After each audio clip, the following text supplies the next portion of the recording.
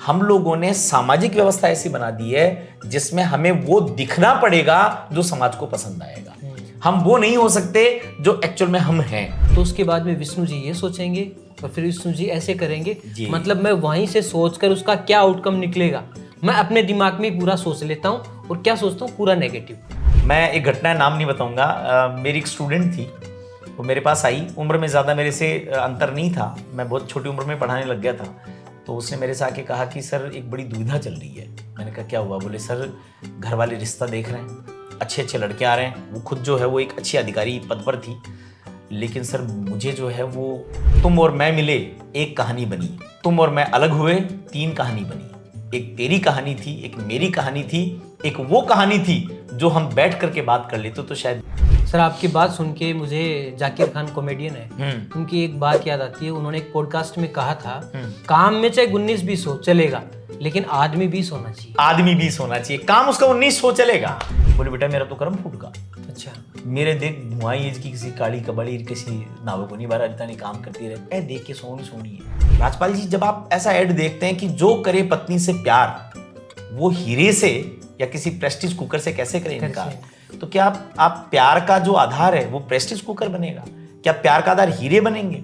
मतलब आपके घर पे पतीला तो प्यार नहीं है पति पत्नी में। क्या हम सामने वाले को देखकर वो किस तरीके से बिहेव कर रहा है उसको देखकर ये समझने का ट्राई कर सकते हैं कि उसके मन में कुछ बात है, वो हमसे कुछ कहना चाहता है? दिक्कत हो गई कि कई बार वो व्यवस्थाएं समय के अनुसार हमने अपडेट नहीं करी और धीरे धीरे वो फिर घुटन में कड़वाहट में बदलने लगी, क्योंकि इसमें आपके पास विकल्प नहीं होता कि आप रिश्ता छोड़ दें। और कई बार इसके परिणाम बहुत नेगेटिव भी आते हैं। मैंने अपने जीवन में बहुत सारे ऐसे लोग, ऐसे अनुभव देखे हैं जहाँ पर लोगों ने अपने जीवन तक को समाप्त कर लिया सिर्फ इस बात में कि रिश्तों के साथ साझा नहीं कर पाए। ईगो रिश्ते दोनों एक साथ नहीं रह सकते, ये दोनों एक दूसरे के शत्रु हैं और इन दोनों को साथ रखने का मतलब है आप अपने लिए बहुत सारी झुंझलाहट पाल रहे हैं, आप अपने लिए बहुत सारी उलझने पाल रहे हैं। सफ़र जब लंबा हो और आपको अकेला चलना पड़े तो सफ़र और भी लंबा लगने लगता है और मुश्किल भी लगने लगता है। जीवन भी एक सफ़र है। उस जीवन के सफ़र में जब मुश्किलें आती हैं, जब कड़ी धूप लगती है, बारिश आती है, तूफान आती है, तो अपने उस छतरी के समान आकर खड़े हो जाते हैं कि जब उस धूप से हमें बचाएंगे, उस बारिश से हमें बचाएंगे। लेकिन आज के समय में अगर मैं ऑब्जर्व करता हूँ तो पता चलता है कि ये रिश्ते थोड़े पहले के मुकाबले कमज़ोर होते जा रहे हैं। रिश्तों में एक अजीब सी कशमकश, एक अजीब सी छटपटाहट दिखने को मिलती है। तो ये सोचने की बात है, ये बात करने के लिए भी है कि ये छटपटाहट आखिर क्यों है। आज इसी टॉपिक पे बात करेंगे। हो सकता है कि ये टॉपिक आपको थोड़ा सा मुश्किल लगे, ऐसा टॉपिक नहीं है जिसके ऊपर आप आम तौर पर सोशल मीडिया पे इसके लिए कंटेंट देखते हो। तो हमें लगा क्यों ना इस टॉपिक पर बात की जाए। और एक बार फिर हमारे साथ में विष्णु सर ये टॉपिक थोड़ा सा हट के लिया है और ऐसा लगा कि इस टॉपिक के ऊपर बात करना ज़्यादा ज़रूरी है। जनरली बात होती नहीं है, थोड़ा मुश्किल टॉपिक भी है, एंटरटेनिंग नहीं है लेकिन ज़रूरी टॉपिक है। ज़िंदगी में सारी चीज़ें एंटरटेनिंग हो ये ज़रूरी भी नहीं होता, क्योंकि आपको गेहूं भी चाहिए, गुलाब भी चाहिए तो दवा भी चाहिए, बिल्कुल, वरना जीवन स्वस्थ नहीं रह पाता। ये बहुत अच्छा टॉपिक है और आपने बिल्कुल सही कहा कि मनुष्य रिश्ते बनाता है कि उसका जीवन आसान बने, खुशी में काम आए, दुख में काम आए। आप सोचिए कि किसी बच्चे की ऑल इंडिया फर्स्ट रैंक आ गई पर उसको अकेले कमरे में बंद कर दिया, वो उसको बिल्कुल सेलिब्रेट नहीं कर पाएगा। आपको बहुत अच्छी जॉब लगी, आपको बहुत अच्छा प्रमोशन हुआ पर उसको शेयर करने के लिए आपके पास कोई नहीं है, आपकी कोई फर्क ही नहीं पड़ेगा कि पहले वाली जॉब में रहो चाहे प्रमोशन लेने के बाद वाली जॉब में रहो। मनुष्य का इतिहास रहा है कि वो सदैव से परिवार में जीना पसंद करता है। उसको रिश्ते चाहिए, उसको हंसने के लिए, रोने के लिए, उसको गले लगने के लिए, उसको एक दूसरे के जिंदा होने का एहसास पाने के लिए रिश्ते चाहिए। और यदि वही रिश्ते कड़वाहट में बदल जाएं, छटपटाहट में बदल जाएं तो बहुत मुश्किल हो जाता है। आप उसको यूं समझ सकते हैं कि यदि कोई मेरे से पूछे एक वकील होने के नाते या जेल की परिभाषाओं के नाते, तो मैं कहूँगा कि दुनिया की सबसे बड़ी और सबसे खूंखार, सबसे खतरनाक जेल वो घर है जहाँ प्यार नहीं है, फिर भी आपको रहना पड़ रहा है। तो ये अपने आप में छटपटाहट है और वर्तमान समय में देखते हैं तो आपने बिल्कुल ठीक कहा कि छटपटाहट है। अब ये छटपटाहट कैसे बनी, क्यों बनी, ये हम सब के विचार करने का विषय, इसी पे हम लोग बातचीत भी कर सकते हैं। बिल्कुल सर, इसी पर बात करेंगे। लेकिन आपने एक बड़ी अच्छी बात कही, उसको सुनकर मुझे टीवी का वो डायलॉग याद आ गया कि असली मज़ा सबके साथ आता है। मुझे लगता है कि कई बार हम जब सोचते हैं खुशी, तो खुशी में हम जब इमेजिन करते हैं, सपने देखते हैं, तो उसमें अपने रिश्तों को, अपने आसपास के लोगों को उसमें पाते हैं, तभी वो सपने पूरे हमें मालूम होते हैं। लेकिन सर अगर इन रिश्तों में ही छटपटाहट हो, कसमकस हो, आपको एक दूसरे से आप अच्छे से बात ही नहीं कर पाए, तो मुझे लगता है कि फिर वो उस तरीके का जो आप सोचते हैं वो उतना अच्छे से नहीं कर पाते। लेकिन सर थोड़ा सा मुश्किल सवाल है, ये छटपटाहट, ये कसमकस है क्यों इन रिश्तों में? देखो, पहले तो आप रिश्तों को 2 भागों में बांटिए। जी सर। हमारे जीवन में, परिवार में 2 तरह के रिश्ते होते हैं। जी सर। एक वो रिश्ते जो हमें बाय डिफॉल्ट मिलते हैं, जिनके चुनाव का हमारे पास कोई विकल्प नहीं होता, जिनके साथ हम पैदा होते। भाई मैं पैदा हुआ तो मैंने फॉर्म नहीं भरा कि मेरे को ये माता चाहिए, ये पिताजी चाहिए, ये भाई चाहिए, बहन चाहिए, चाचा चाहिए, मौसी चाहिए। वो जो थे वो थे, मुझे मिले, उसमें मेरे पास कोई विकल्प नहीं है। एक तो वो रिश्ते, एक वो रिश्ते जिनका हम चुनाव करते हैं। और मजे की बात यह कि दोनों रिश्ते जीवन के लिए उतने ही महत्वपूर्ण हैं, चाहे वो बाय डिफॉल्ट हो, चाहे हमारे सेलेक्टेड हो। आपने अपने जीवन साथी का चुनाव किया, ये आपका चुनाव था। बिल्कुल। आप दोस्त बनाते हैं, ये आपका चुनाव था। आप किन के साथ काम करते हैं, आपके सहकर्मी कौन से हैं, वो भी आपका चुनाव है। बहुत नहीं है पर चुनाव है। बिल्कुल है। आपको लगता है कि ये सहकर्मी ऐसे हैं या यहाँ का माहौल ऐसा है कि मैं नहीं रह सकता, तो आप उसका परिवर्तन कर सकते हैं, आप चेंज कर सकते हैं उसको। मतलब रिश्ते हमारे पास 2 तरह के हो गए, एक बाय डिफॉल्ट, एक हमारे चुने हुए रिश्ते। कड़वाहट दोनों में है, छटपटाहट दोनों में है। और उस छटपटाहट का सबसे बड़ा कारण है, मैं पहले वो रिश्ते लूंगा जो रिश्ते हमें बाय डिफॉल्ट मिलते हैं।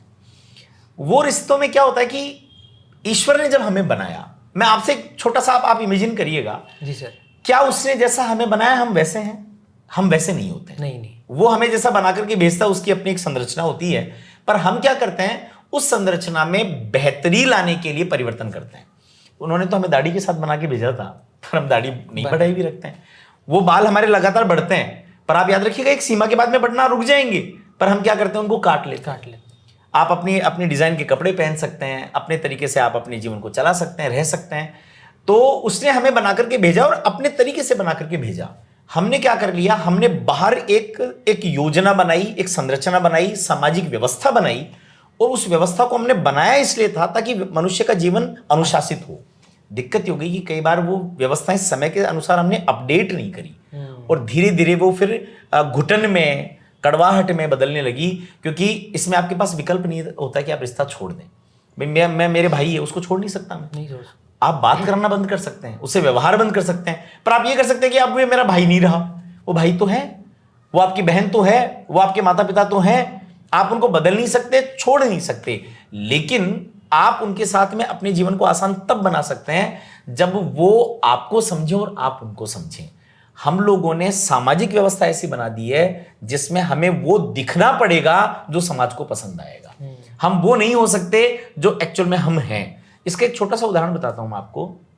मेरी बात कुछ लोगों को अटपटी लग सकती है। ईश्वर ने अलग अलग तरह की संरचनाओं के साथ लोगों को भेजा है। LGBTQ होते हैं, बिल्कुल। कुछ ऐसे लोग होते हैं जो सामान्य जीवन की तरह नहीं होते, कि पुरुष को महिला पसंद नहीं आती और महिला को पुरुष पसंद नहीं आता, बल्कि पुरुष को पुरुष और महिला को महिला पसंद आती है। अब वो प्रकृति उन्होंने बना करके भेजी, पर हमारे समाज ने एक व्यवस्था बना दी कि ऐसे लोग तो होते ही नहीं है। हाँ, जबकि बना के तो ईश्वर ने भेजा है। अब सोचिए कि कोई बच्चा पैदा हो जाए और पैदा होते ही उसके माँ बाप उसको ले जा करके अनजान लोगों के हाथों में इसलिए छोड़ करके आ जाए कि उसकी संरचना अलग है। तो बाय डिफॉल्ट रिश्ते थे ना, आपको तो सहेजना चाहिए था, आपको तो संभालना चाहिए था, वो तो आपका अपना है, आप कहाँ संभाल पाए। ऐसा उन लोगों के साथ में होता है। मान लीजिए मैं है, मेरे को किसी से प्रेम हो गया, युवा हूं, शादी करनी है, पर घर का माहौल इतना अनुशासित है या इतना हमारी मान्यताएं ऐसी हैं कि मैं ये बात अपने पेरेंट्स को कह नहीं सकता, मैं घुटने लगता हूं, और कई बार इसके परिणाम बहुत नेगेटिव भी आते हैं। मैंने अपने जीवन में बहुत सारे ऐसे लोग, ऐसे अनुभव देखे हैं जहां पर लोगों ने अपने जीवन तक को समाप्त कर लिया सिर्फ इस बात में कि रिश्तों के साथ साझा नहीं कर पाएंगे। और इसीलिए हमारी पहली सीरीज की बात याद आती है कि बातचीत बहुत जरूरी है। बिल्कुल सर, आपने कहा कि बातचीत बड़ी ज़रूरी है, लेकिन वो बातचीत हो तो ईमानदारी के साथ में हो। बिल्कुल हो। अगर उसी बातचीत में कसमकस रहेगी, वो दिक्कत रहेगी, तो मुझे लगता है कि फिर उसका आउटपुट भी नहीं आ पाएगा। सर, अगर इस छटपटाहट को दूर कर लिया जाए, मैं इसमें आपकी बात आगे बढ़ाने से पहले आपको बीच में टोक रहा हूं, क्षमा चाहूंगा। यहां तो हमारे पास विकल्प नहीं थे, लेकिन जिन रिश्तों को हम स्वयं चुनते हैं वहां पर भी हमारे चुनाव के मापदंड ही गलत है, आधार ही गलत है। आप सोचिए कि आपको किसी के साथ जीवन जीना है, आपका क्या आधार होगा? आपका आधार यह होना चाहिए ना कि मैं उसके साथ जीवन प्रेम से, शांति से, आनंद के साथ बिता सकूं। पर आपके आधार क्या होते हैं? सामने वाले की डिग्री कितनी है, सामने वाले के पास पैसा कितना है, उसका सोशल स्टेटस कितना है, उसके खान पान की आदतें कैसी हैं, उसके अनुसार मैं चीजें तय करता हूं। मैं पढ़ाते समय मेरे क्लास के बच्चों को एक बात कहा करता था, आपको भी आज कह रहा हूं, कि जिंदगी में अच्छे लोगों का चुनाव मत करिए, जिंदगी में सही लोगों का चुनाव करिए। अब कई लोगों को लगता है सर अच्छे और सही में क्या अंतर है? अच्छे और सही में अंतर होता है। अच्छे और सही में अंतर ये होता है कि अच्छे लोग सामाजिक मापदंडों पर कसे जाते हैं और उसके अनुसार वो अच्छे या बुरे होते हैं। सही लोग हमारे व्यक्तिगत मापदंडों पर कसे जाते हैं और हमारे साथ वो कैसा रहते हैं वो सही होता है। मैं एक घटना, नाम नहीं बताऊंगा, मेरी एक स्टूडेंट थी, वो मेरे पास आई, उम्र में ज़्यादा मेरे से अंतर नहीं था, मैं बहुत छोटी उम्र में पढ़ाने लग गया था। तो उसने मेरे से आके कहा कि सर एक बड़ी दुविधा चल रही है। मैंने कहा क्या हुआ? बोले सर घर वाले रिश्ता देख रहे हैं, अच्छे अच्छे लड़के आ रहे हैं, वो खुद जो है वो एक अच्छी अधिकारी पद पर थी, लेकिन सर मुझे जो है वो वाइन पीना पसंद है। अच्छा। तो मैंने सुनते ही लगता है वो लड़की हो, और सर मैं ऐसा नहीं हूं कि मैं कोई बेवड़ी हूं, लेकिन मुझे कभी कभार पीना पसंद है। लेकिन हमारे समाज में अगर महिला ऐसी बात है तो अजीब सी लगती है, आदमी कहीं तो नहीं लगती। आदमी कहीं तो नहीं लगती, ये भी हमारा दोहरा मापदंड है, ये भी हमारा दोहरापन है। तो उसने कहा कि सर मैं क्या करूं? मैंने कहा मैं तुम्हें सिर्फ एक राय दूंगा कि जब भी लड़के से तुम मिलो, किसी से भी, ये बात उसे खुल करके करना और केवल उसी लड़के के साथ में अपना विवाह करना जिसके साथ तुम ये कर सको। उसने कहा सर ये बात ठीक रहेगी। मैंने कहा हो सकता है कि लड़के तुम्हें पसंद ना करें, ये जोखिम तो है, पर जीवन भर तुम इस तरह से कश्मकश में रहो, उससे बेहतर ही है। ईश्वर ने उसकी बात सुनी, एक ऐसा लड़का मिला, वो भी अधिकारी मिला। दोनों जो है अब अपना जीवन बड़ा आनंद से बीतते हैं। उसका फोन आया मेरे पास एक दिन कि सर मैंने सही व्यक्ति को चुना और मैं बड़े आनंद में हूं, अच्छा चुन लेती तो शायद वो भी दुविधा में होता और मैं भी दुविधा में होती। तो जिन रिश्तों को आप चुन रहे हैं उसमें आधार वो मत बनाइए जो आधार आपको खुशी नहीं दे सकते। सर आपकी बात सुन के मुझे जाकिर खान कॉमेडियन है, उनकी एक बात याद आती है। उन्होंने एक पॉडकास्ट में कहा था काम में चाहे 19-20 हो चलेगा, लेकिन आदमी 20 होना चाहिए। आदमी 20 होना चाहिए, काम उसका 19 हो चलेगा। और आपने अच्छे और सही में जो अंतर बताया उससे ये भी समझ में आता है कि हो सकता है कि जो मेरे लिए 20 है किसी और के लिए 19 हो सकता है। बिल्कुल भाई, हम देखिए आप दुनिया कितनी रंगीली है, कितने कितने रंग के लोग मिलेंगे आपको। आप यात्राएं करते हैं, आप देखते कि पता नहीं कितने कितने रंग के लोग हैं, कितनी आदतों के लोग हैं। तो आप ये तय नहीं कर सकते ना कि मैं जैसा हूं वैसी दुनिया बने, और ऐसा आपने सोच लिया तो दुनिया बेरंग भी हो जाएगी। एक रिश्तों में छटपटाहट कड़वाहट का कारण है बातचीत का, संवाद का समाप्त हो जाना। बातचीत नहीं करते हम लोग।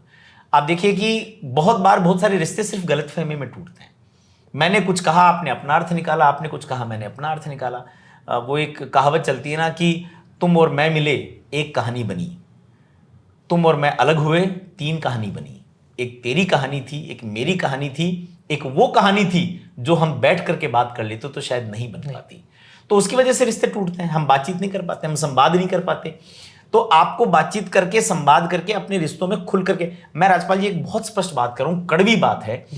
आप सोचिए कि दुनिया में कोई तो आपके पास ऐसा होना चाहिए जिसके सामने आप अपने रो फॉर्मेट में आ सको। हमने इंसानों को इतना अकेला कर दिया, हमने अपने मापदंडों में उसको ऐसा बांध दिया कि वो अंदर ही अंदर रोता है पर किसी को कह नहीं सकता। उसको लगता है कि यार मैंने कहा तो मेरा ये वाला पक्ष सामने आ जाएगा। हम अपना रियल सेल्फ सामने नहीं ला पाते और धीरे धीरे अंदर घुटते हैं। और फिर एक बात और होती है कि जो आपका सबसे अपना होता है उसे अपेक्षा बहुत ज्यादा होती है। रिश्तों में कड़वाहट का सबसे बड़ा एक कारण हो रहा है अपेक्षा। आप मेरे मित्र हैं, मुझे कोई बात अच्छी या बुरी जितनी सामान्य व्यक्ति की लगेगी आपकी 10 गुना ज्यादा लगेगी। मैं कहूंगा यार राजपाल जी को तो समझना चाहिए था, राजपाल जी भी ऐसा कर रहे हैं। मतलब ये जो मेरा भाव है ये मेरा अपने माता पिता के प्रति भी होता है, मित्रों के प्रति भी होता है, पति पत्नी में भी होता है, दोस्तों में भी होता है। यानी जो रिश्ते आपके अपने होते हैं वहां पर आपकी अपेक्षाएं भी उनसे ज्यादा होती है कि वो आपको ज्यादा समझें। पर कई बार ना आप समझा पाते हैं, नहीं कई बार वो समझ पाते हैं, और धीरे धीरे अंदर ही अंदर एक कड़वाहट, एक घुटन, और वो घुटन यदि हम ऐसे ही चलती रहेंगी तो वर्तमान में जो बहुत सारी घटनाएं आप देख रहे हैं सोशल मीडिया पर डराती हैं।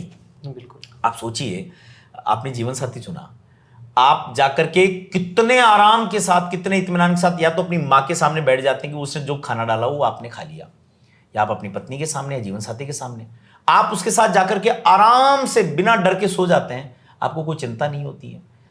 अब आप सोचिए कि यदि वो रिश्ते एक दूसरे के खाने में जहर मिलाने लगे हैं, वो रिश्ते आपको अपने सोते हुए को काट डालने के लिए आतुर हो जाएं, ये कितनी भयावह स्थिति है। इस पर यदि आप बात नहीं करेंगे, इससे बैठ करके रिश्तों में आपकी चर्चाएं नहीं करेंगे, आप अपने आप को अपने साथी के साथ शेयर नहीं करेंगे तो कैसे काम चलेगा। और आप शेयर भी करिए और आपको लगता है कि रिश्ता चलने योग्य नहीं है तो बहुत शांति से अलग हो जाइए। सही बात भाई, आप ठीक है, आपके ऐसे रिश्ते जिनको आप छोड़ नहीं सकते वहां पर आप दूरी बना लीजिए, और जिन रिश्तों को छोड़ सकते हैं उनको छोड़ दीजिए। पर कम से कम ये तो मत करिए कि आप अपने साथी को नुकसान पहुंचाने लग जाए, उसके प्राण तक लेने लग जाएं। ये बहुत गंभीर विषय है, गंभीर स्थिति है, और इसका समाधान केवल ये होता है खुल करके बैठ करके आपको अपने रिश्तों में अपने आप को सामने वाले को दिखाना होगा, समझाना होगा, और आपको उसको खुल करके दिल खोल करके सुनना, समझना और स्वीकार करना होगा, तभी वहां से समाधान आ सकता है। सर, मुझे लगता है कि ये जो टॉपिक्स हैं थोड़े अलग अलग, कि आपने अभी क्लासिफिकेशन किया बहुत अच्छा, कि हमारे रिश्ते दो अलग अलग भागों में बटे हुए। एक तो वो जो हमारे जन्म के साथ में मिलते हैं, जिनका हम चुनाव नहीं करते जी। एक वो रिश्ते जिनका चुनाव हम करते हैं। उसमें से मेरे ये दिमाग में आया कि पति पत्नी का जो रिश्ता है या आपके जीवन साथी का जो रिश्ता है, उसके ऊपर एक अच्छे से प्रॉपर बातचीत होनी चाहिए। मैं चाहूँगा कि आगे के जो एपिसोड है उसमें एक अच्छे से बातचीत उसमें हो। आप लोग जो दर्शक देख रहे हैं वो भी एक बार कमेंट करके हमें ज़रूर बताएं कि क्या इस टॉपिक पे हमें बातचीत करनी चाहिए, और अगर बातचीत हो तो उनमें कौन से जो विषय ऐसे हैं जिनके ऊपर हम थोड़ा और विस्तार से बातचीत करें। मैं थोड़ा सा ये भी सोचता हूँ कि जब हमारे जो रिश्ते होते हैं, हम बात कर रहे हैं, तो क्या कोई ऐसा तरीका है कि अगर मेरे रिलेशन में अगर कोई है, वो पिता है, पुत्र है, भाई है, बहन है, जीवन साथी है, जो भी है, मैं एक ओवरऑल बात कर रहा हूँ, क्या हम सामने वाले को देखकर वो किस तरीके से बिहेव कर रहा है उसको देखकर ये समझने का ट्राई कर सकते हैं कि उसके मन में कुछ बात है, वो हमसे कुछ कहना चाहता है, लेकिन उसके अंदर कहीं ना कहीं डर है और वो कह नहीं पा रहा है। देखिए, रिश्ते में क्या होता है कि आदमी अपने आप को साझा करता है ना, और जहां साझा करता है तो दुख है तो उसका दुख झलकेगा, खुश है तो उसकी खुशी झलकेगी। पर यदि कोई आपके सामने बिल्कुल ऐसे भाव में बैठा है कि ना उसका दुख आप तक पहुंच रहा है ना उसकी खुशी आप तक पहुंच रही, मान के चलिए रिश्ते बहुत कमजोर हो चुके हैं, जड़ें खोखली हैं, केवल और केवल समाज को दिखाने के लिए आप साथ बैठे हुए हैं। और ऐसी स्थिति में बहुत बार ऐसा भी होता है कि रिश्ते बिगड़ने लगते हैं। अब आपको कई बार आपको ये भी लगता है कि रिश्तेदार मेरे से अच्छे से बात नहीं कर रहा, मेरी बात को तवज्जो नहीं दे रहा, तो आपको ऐसे रिश्तों को समझना और बचाना, ये दोनों काम करने पड़ेंगे। समझने का तरीका ये होता है, आप किसी को कह करके नहीं कह सकते कि मेरे पे विश्वास कर लो। हाँ। आप बोलेंगे ना किसी को कि बिलीव ऑन मी, नहीं आएगा, वो आपके व्यवहार से आएगा। आपका व्यवहार यदि उसको ये बता देता है कि वो खुल करके अपनी बात कह सकता तो कह देगा। तो आपको अपने आप में एक परिवर्तन लाना पड़ेगा, अपने आप को ऐसा बनाना पड़ेगा कि वो खुल करके अपनी बात आपको कह सके, बता सके। और दूसरा, आपको लगता है कि इसके साथ रिश्ते बिगड़ रहे हैं, तो उन रिश्तों को बचाने के लिए केवल मैं एक शेर आपको कहूंगा कि रिश्ता यदि जरूरी है तो बात भूल जाइए, बिल्कुल, और यदि बात बहुत जरूरी है तो रिश्ता भूल जाइए। ये पैरामीटर आपको तय करना पड़ेगा कि आपको रिश्ते महत्वपूर्ण लग रहे हैं वो बचाने हैं, या ईगो या बात जिस पे आप अटके हुए हैं वो जरूरी है। आपको लगता है कि बात ऐसी है कि वो स्वाभिमान के ऊपर समझौता है, तो रिश्ता भूल जाइए। और यदि आपको लगता है कि रिश्ता बहुत महत्वपूर्ण है तो फिर बात का क्या वैल्यू है, बात भूल जाइए, रिश्ते को बचाइए। दोनों में से एक चीज रख लीजिए, क्योंकि ईगो रिश्ते दोनों एक साथ नहीं रह सकते, ये दोनों एक दूसरे के शत्रु हैं। और इन दोनों को साथ रखने का मतलब है आप अपने लिए बहुत सारी झुंझलाहट पाल रहे हैं, आप अपने लिए बहुत सारी उलझने पाल रहे हैं। और मनुष्य का जीवन सरल बनना चाहिए, उलझन भरा नहीं होना चाहिए। लोग क्या करते हैं कि रिश्तों को कॉम्प्लेक्स बना देते हैं, थोड़ा सा मैं अपनी भाषा में से कहता हूँ कि उससे फिल्मी बना देते हैं। हाँ, ओरिजिनल जो चीज़ें होती हैं उसको तो शेयर नहीं करते। हम क्या करते हैं कि फिल्मों में जिस तरीके से दिखाया जाता है, या तो उस तरीके से अभिनय करने लग जाते हैं कि हाँ वहाँ पे ऐसे दिखाया तो इसका मतलब मुझे भी इसी तरीके से ऐसे ही जीना है, ऐसे ही रहना है। फिल्मी दुनिया अलग है सर। आप सोचिए कि अब हालांकि बहुत अजीब बात हो जाएगी कि बहुत बार मैं अपने क्लासेस में भी कहता था कि आप सपना देख रहे हैं शाहिद कपूर का, मिल गया आपको जेठालाल। हाँ। अब आपको लगता है कि साली जिंदगी बर्बाद होगी, पर आप सोचिए ना, वो अभिनय है भाई, वो फिल्मी दुनिया। मेरी दादी माँ अभी तो वो दुनिया में नहीं है, हमारे घर पे पहली बार टीवी आया, मेरी दादी माँ ने मेरे को एक बहुत अजीब बात बोली बेटा मेरा तो कर्म फूट गया। अच्छा, मेरे देख भुआई एज की किसी काली कबड़ी किसी नाव को नहीं बारा अभी नहीं काम करती रहे, ए देख के सोनी सोनी है, के सोनी तो लगे, के सोनी त्यार में क्यों माँ थाली भुआ ने गोबर बारो करना पड़े, बन पीसनो करना पड़े, बन काम करना पड़े, आपको काम ही को नहीं हो। अब आप सोचिए, वो भोली थी, उनको पता नहीं था, पर उस भोले मन पर भी वो प्रभाव पड़ा, उनको लगा कि ऐसा जीवन होना चाहिए। राजपाल जी, जब आप ऐसा ऐड देखते हैं कि जो करे पत्नी से प्यार वो हीरे से या किसी प्रेस्टीज कुकर से कैसे करें इनका, तो क्या आप प्यार का जो आधार है वो प्रेस्टीज कुकर बनेगा? क्या प्यार का आधार हीरे बनेंगे? मतलब आपके घर पे पतीला तो प्यार नहीं पति पत्नी में। आप टीवी सीरियल में देख रहे हो कि एक महिला एक व्यक्ति से वो कहीं चला जाता तो दूसरे से शादी कर लेती है, फिर वो आ जाता तो वापस इससे कर लेती है, फिर वो कहीं ना कहीं उसका एक्सीडेंट हो जाता तो फिर तीसरे से कर लेती है, फिर ऐसा देखा आपने प्रैक्टिकल कहीं? नहीं देखते। तो ये जो प्रहार हम पर हो रहे हैं मीडिया के मान लीजिए, बाहर के मान लीजिए, ऐसे में रिश्तों को बचाने का एक ही तरीका होता है कि जहां आपको लगता है कि कड़वाहट हो रही है, घुटन हो रही है, बैठ जाइए और खुल करके अपनी बात बता दीजिए। रिश्ता आपका है, समझेगा, आपको स्वीकार करेगा, नहीं है तो भी मार्ग दिखेगा, पर मनुष्य जीवन घुटन में बीते इसके लिए तो नहीं बना है। बिल्कुल सर, इसमें मैं एक पॉइंट और ऐड करना चाहूँगा, उस पर भी मैं चाहूँगा कि आप बताएं कुछ जी। कि जब हम कसम होते हैं तो हम क्या करते हैं, थोड़ा सा ओवर थिंकिंग भी करते हैं। मतलब खुद से अपने दिमाग में सोचने लग जाता हूँ कि मुझे विष्णु जी कोई अगर मैं ये बात कहूँगा तो उसके बाद में विष्णु जी ये सोचेंगे और फिर विष्णु जी ऐसे करेंगे, मतलब मैं वहीं से सोचकर उसका क्या आउटकम निकलेगा मैं अपने दिमाग में पूरा सोच लेता हूँ, और क्या सोचता हूँ, पूरा नेगेटिव।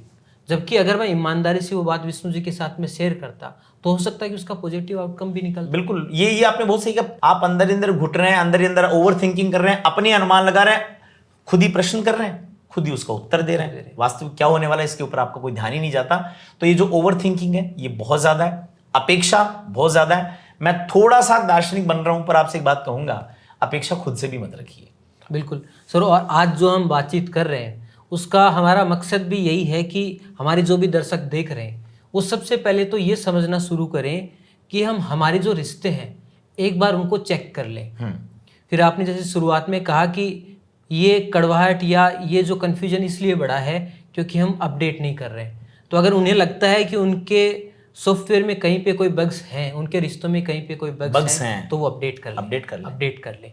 और वो अपडेट तभी होंगे जब पहले उसको वो पहचानेंगे, वो अपने उनके साथ में ईमानदारी से उसको चेक करेंगे कि हाँ मेरे पिता के साथ में, मेरे पुत्र के साथ में, मेरे भाई के साथ में, मेरे बहन के साथ में या मेरे जीवन साथी के साथ में जो भी रिश्ते हैं उनमें कहीं पे भी कोई कन्फ्यूजन है, कहीं पे भी कोई कमी है, कहीं पे भी कोई दिखावा है, नकलीपन है, तो उसको पहले तो स्वीकार करें कि हाँ। और फिर ये सामने वाले की गलती निकालने के बजाय मुझे लगता है कि पहले अपनी साइड से देखें। बिल्कुल कि हाँ अगर कोई गड़बड़ हुई है तो उसमें आधी कमी तो मेरी भी रही होगी। बिल्कुल रही होगी। तो उसको स्वीकार करें और सामने से एक पहल करें और वो जो भी दूरी है उसको दूर करने का प्रयास करें। और मुझे लगता है कि अगर ये प्रयास करेंगे तो उनके रिश्ते बेहतर होंगे। और हमारा ये वीडियो देखने से अगर एक परिवार भी ऐसा होता है, एक व्यक्ति भी ऐसा होता है जो ये शुरुआत करता है कि वो अपने रिश्तों को सुधारने का प्रयास करता है, अपनी बातचीत की शुरुआत करता है, तो मुझे लगता है कि हमारा ये एपिसोड बनाने का जो मकसद है वो पूरा होगा। इसको मैं एक अंतिम बात के साथ में विराम देना चाहूंगा। मोबाइल हमने खरीदा, हम बेस्ट क्वालिटी का फोन खरीदते हैं और जिस समय खरीदते हैं वो बहुत प्यारा चलता है, कंपनी भी उसको बेहतरीन बना करके भेजती है। आप देखिए कि 2-3 महीने बाद में अचानक से उसकी स्पीड स्लो होने लगती है, वो हैंग होने लगता है। क्यों? क्योंकि उसमें कुछ नए अपडेट्स आते हैं। तो आप ये बताइए कि एक व्यक्ति या एक रिश्ता जिस समय बना वो बेस्ट था तभी बना, पर क्या आप समय के बाद में उसमें अपडेट्स कर रहे हैं? क्या आप उसमें नई चीजों को ऐड कर रहे हैं, पुरानी चीजों को डिलीट कर रहे हैं? आप नहीं करेंगे तो एक समय के बाद में रिश्ते हैंग होने लगते हैं, रेंगने लगते हैं, घुटने लगते हैं। तो कोशिश करिए कि उनको अपडेट करिए ताकि जीवन जीने का वास्तव में आपको आनंद आ सके। बिल्कुल सर, आपने जो बात कही मुझे लगता है यही आज के इस एपिसोड का पूरी समरी भी है, सार है। और इस एपिसोड को हम वाइंड अप करते हैं, लेकिन इस बात के साथ में कि आगे के जो एपिसोड्स होंगे उसमें मुझे लगता है कि हमारे ये जो रिश्ते हैं उनके ऊपर थोड़ी सी और खुल के चर्चा की जाए। और ये तो हमने एक ओवरऑल रिश्तों के ऊपर बात की है, आगे के एपिसोड्स में क्यों ना थोड़ा सा हम डिटेल में जाएं और पर्टिकुलर जो हमारे रिश्ते हैं उनके एग्जाम्पल के साथ में पिता पुत्र के बीच में किस प्रकार से संवाद हो, भाई बहन के बीच में किस प्रकार से संवाद हो, उनके ऊपर बात करें, पति पत्नी में किस प्रकार के संवाद हो, उनको लेकर हम बात करेंगे। तो मुझे लगता है सर इसको वाइंड अप कर। बिल्कुल सर। तो ये हमारा आज का एपिसोड यही टारगेट था कि आप लोग अपने परिवार के साथ में जहाँ पे भी आपके रिश्तों में आपको कमियां दिख रही हैं उनको सुधारने का प्रयास करें। हमारी तरफ से ये आपके लिए एक प्रयास था और हम उम्मीद करते हैं कि आपका प्रयास ये रहे कि आप अपने रिश्तों को सुधारें, साथ में हम और क्या बेहतर कर सकते हैं उसके लिए हमें फीडबैक दें। और फीडबैक देने का सबसे अच्छा तरीका है कि हमारे कमेंट बॉक्स में जाएं और हमें बताएं कि किन टॉपिक्स पर हम बात करें और इसमें भी आपका क्या विचार है वो भी हमारे साथ में साझा करें, क्योंकि हम भी आपसे सीखना चाहते हैं। धन्यवाद।